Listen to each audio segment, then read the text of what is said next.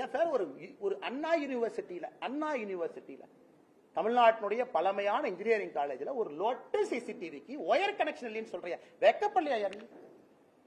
எங்கேயுமே கனெக்ஷன் இல்லை. அப்ப நிர்பயா ஃபண்ட் எங்க போச்சு? நிர்பயா ஃபண்ட் கொடுத்ததே இதுக்கு தானே. நிர்பயா ஃபண்ட் எதுக்கு கொடுத்தோம்? முதலமைச்சர் வீட்டுக்கு போற சாலையில 4 சிசிடிவி போடுற கொடுத்தோமா?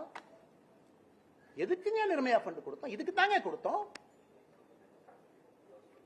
அடிப்படையே இல்லை. கேட்டா யூஜிசி கமிஷன் நாமினி வரணுமா?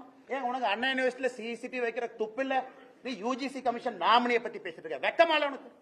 வெக்கமால்.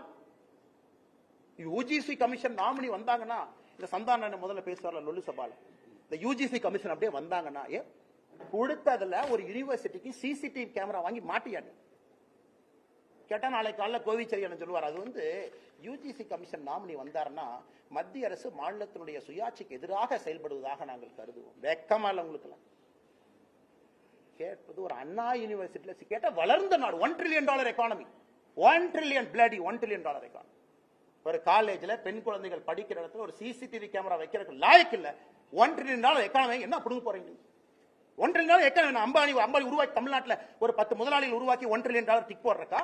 இல்ல ஏழை மக்களுக்கு வேலை செய்யறதுக்காக அரசு இருக்கு?